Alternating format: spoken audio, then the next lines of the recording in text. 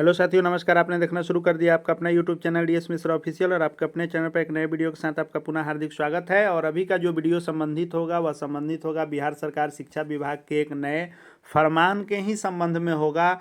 और चूंकि यह वीडियो मैं इसलिए लेकर के आया हूं कि यह जो शिक्षा विभाग का नया फरमान है, आदेश है, यह थोड़ा अटपटा है, अजीबोगरीब है और कहीं से व्यवहारिकता से संबंधित नहीं है। तो इस वीडियो में हम लोग इसी पर बात करने वाले हैं कि वह आदेश क्या है और उसका असर कैसे पड़ने वाला है। और यह सोचने वाली बात है और सभी बुद्धिजीवी वर्गों को इस पर जरूर सोचना विचारना चाहिए कि आखिर यह हो क्या रहा है। तो जैसा कि आप जान रहे हैं कि शिक्षा विभाग के अपर मुख्य सचिव जब से माननीय के पाठक हुए हैं, तभी से आए दिन नित्य प्रतिदिन रोज आदेश आते ही रहते हैं। और इनके द्वारा जो प्रतिदिन वीसी की जाती है, उस वीडियो कॉन्फ्रेंसिंग में सभी जिलों के जिला शिक्षा पदाधिकारी जो होते हैं, डीओ और जिला कार्यक्रम पदाधिकारी डीपीओ इत्यादि उसमें शामिल होते हैं। और उनको प्रतिदिन समीक्षा की जाती है, उनसे फीडबैक लेते हैं। यह जो पहले आदेश दिए गए रहते हैं उसका फीडबैक लेते हैं, फिर नया आदेश देते हैं। और कहीं से भी इनको अपने हिसाब से अगर कोताही दिखती है तो सख्त एक्शन भी उनके ऊपर भी लेते हैं। तो जैसा कि आप जान रहे हैं कि कोई भी जब अधिकारी होते हैं तो उनके द्वारा जब अपने अधीनस्थ नीचे के कर्मचारियों पर एक्शन लिया जाता है और उन पर जो है फरमान जारी किया जाता है, तो वे लोग खुद के बचाव के लिए और अपने ऊपर जब क्लेम आता है तो उससे बचने के लिए वह अपने निचले स्तर के अधिकारी पर वह उसी से संबंधित थोड़ा और बढ़ाकर ही फरमान देंगे, फिर वे अधिकारी अपने से अधीनस्थ को देंगे। और इस तरह जो शिक्षा विभाग में अपर मुख्य सचिव साहब का जो आदेश होता है वह डीओ पर आदेश होगा। डीओ के ऊपर हुए आदेश को डीओ उसको परिपूर्ण करने के लिए उसमें थोड़ा प्लस करके ही वह बीओ को आदेशित करेंगे। और प्रखंड शिक्षा पदाधिकारी बीओ जो है उसके अनुपालन के लिए और अपने बचाव के लिए विद्यालय के प्रधानाध्यापक और शिक्षकों पर एक्शन लेंगे।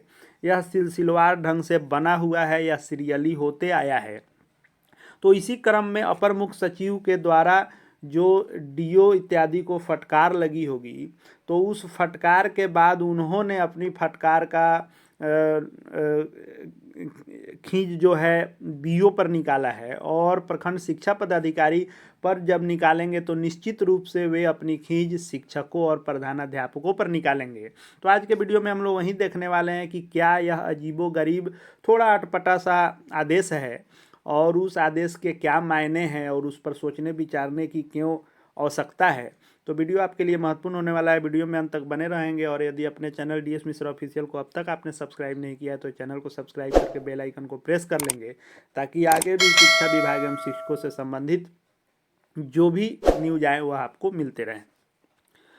तो यह जो नया आदेश है यह संबंधित है कार्यालय जिला शिक्षा पदाधिकारी यानी डीओ कार्यालय सारण छपरा से संबंधित है। और डीओ हैं माननीय श्री दिलीप कुमार सिंह जी हैं। और इन्हीं के द्वारा जो आदेश दिया गया है उसको आप पढ़ें और उसका अर्थ हम लोग निकालते हैं कि इसके क्या मायने हैं।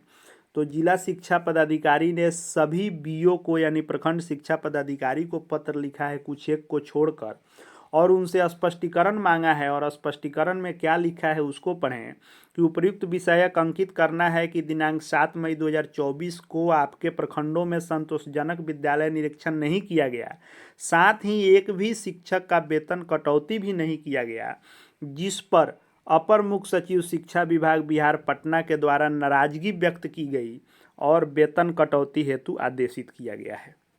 अब देखिए बात क्या है इसमें। बात है कि जब इन्होंने वीसी इन्होंने अटेंड किया, जिला शिक्षा पदाधिकारी जो सारण छपरा के हैं, तो इनसे जब रिपोर्ट ली गई उक्त तिथि के कि आपके ज़िले में कितने लोगों का वेतन कटा, तो जिन प्रखंडों में एक भी शिक्षक का वेतन नहीं कटा उनको मान लिया गया कि वहाँ संतोषजनक निरीक्षण नहीं किया गया है।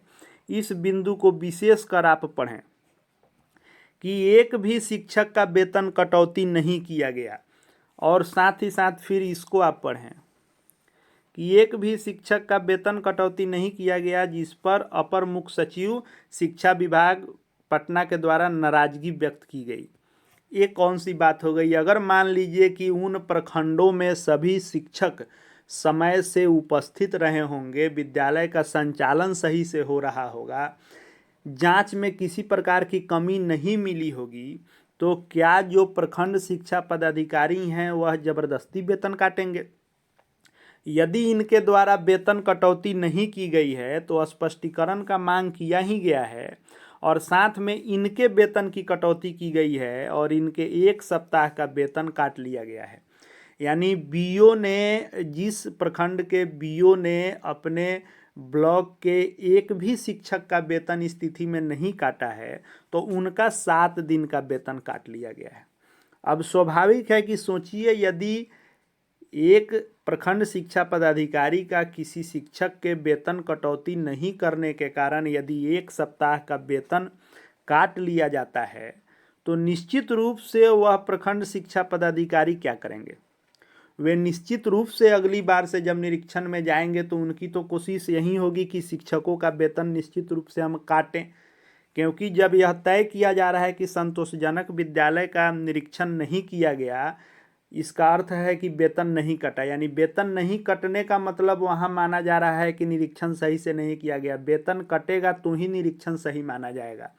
तो अब बीओ की मजबूरी होगी विद्यालयों पर एक्शन लेना, हेडमास्टर पर एक्शन लेना या शिक्षकों पर एक्शन लेना, और कहीं भी 1% भी थोड़ा बहुत इधर उधर इनको दिखेगा तो यह सबसे पहला काम करेंगे कि शिक्षक का वेतन ही काटेंगे, क्योंकि किसी भी शिक्षक का वेतन ये नहीं काटे हैं तो इनका 1 सप्ताह का वेतन कट गया है। अब सोचने वाली बात है कि क्या वेतन काटना ही इस बात को तय करता है कि निरीक्षण सही से हो रहा है? क्या वेतन कटने के बाद ही विद्यालयों का संचालन सही ढंग से होगा? क्या सही ढंग से संचालन करने के बाद यदि वेतन नहीं कट रहा है तो उस जांच अधिकारी की वेतन काट ली जाएगी, जिससे उनकी मजबूरी हो अगले दिन से शिक्षकों का वेतन काटना? आप सभी बुद्धिजीवी वर्ग हैं, आप खुद से इस पर विचार करें और सोचें कि शिक्षा विभाग का आदेश कहाँ तक जा रहा है और शिक्षक कितने इससे प्रभावित होंगे और मानसिक रूप से वह कितने सक्षम होंगे विद्यालयों में शिक्षण व्यवस्था को चलाने के लिए, जिनके ऊपर 24 घंटे वेतन कटने का खतरा मंडराते रहेगा। क्योंकि उनका वेतन नहीं काटने पर जब बीओ का वेतन कटेगा तो निश्चित रूप से बीओ उनका वेतन काटेंगे। आने वाले वक्त में अभी और देखने बाकी हैं कि क्या क्या आदेश शिक्षा विभाग के द्वारा आता है और उसका क्या असर शिक्षकों पर होता है। यह आने वाले समय के साथ आप देखते चलेंगे। आगे भी शिक्षा विभाग एवं शिक्षकों से संबंधित जो भी लेटेस्ट अपडेट आते रहेंगे, महत्वपूर्ण सूचनाएं एवं आपके लिए महत्वपूर्ण जो भी वीडियो होंगे वह आते रहेंगे। इसलिए चैनल से जुड़ जाएंगे, चैनल को सब्सक्राइब करके बेल आइकन को प्रेस कर लेंगे। साथ ही साथ हमारे Telegram channel DS Mishra official से भी जुड़ जाएंगे। वहाँ भी शिक्षा विभाग के सभी अपडेट आपको मिलते रहेंगे। इस वीडियो को देखने के लिए आपका बहुत बहुत धन्यवाद।